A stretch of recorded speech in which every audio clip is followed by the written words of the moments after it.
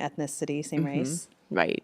For anyone who's interested in possibly working with a matchmaker, who is the ideal candidate to hire a matchmaker? Someone who values time more than money, because hiring a matchmaker is not cheap. It could be anywhere from 5 to 10 to 15, 25, 50,000. So it depends on someone who has that disposable income where they're like, you know what, I don't want to be putting my profile online and have my subordinates see me or my coworkers see me. So they want discreet and confidentiality.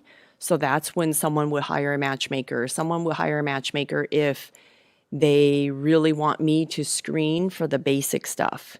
You know, someone who's educated, she really wants kids, you know, not someone who's just open. Because a lot of women put open on their online dating profiles so they can cast a wider net. But if they truly want to have kids, they should tell me that they really want to have kids, you know, so I could partner them up with someone who has the same key life values.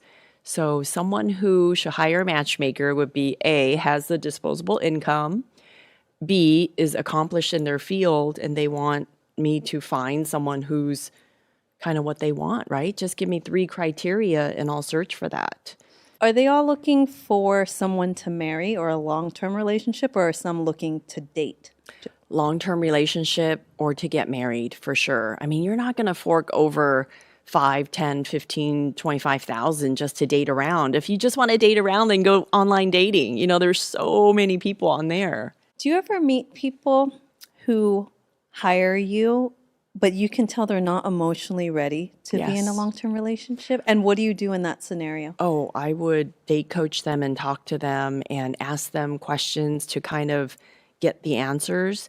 Because yes, you can fill out a profile and answer questions and just kind of tell me what I want to hear. But if I ask them, their tone changes, how they say things changes. When they tell me stories about their exes, I can really dig in deeper because that's the real connection, right? For me to talk to them and really ask them questions to have them reveal the truth. Do you tell them the truth? Just say after all the questions and things like that, you're like, oh my God, this guy's clearly not ready. Like even if I put the most perfect partner in front of him, the relationship won't work based on how he's showing up.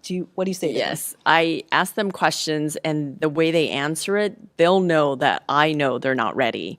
So I would, for example, there's this gentleman that is recently separated.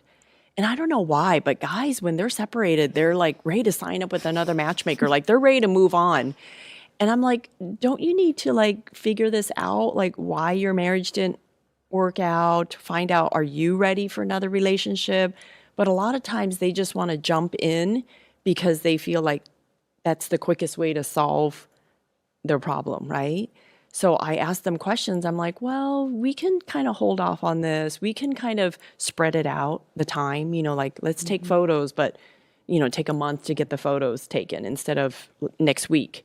So just kind of help them space it out so they can work on themselves a little bit and talk it over with somebody. If they don't talk it over with me, like get a therapist, talk to your best friend, talk to your parents, talk to friends who are married and have had, you know, good relationships and long-term relationships. Like dig in with those people and they'll tell you the truth.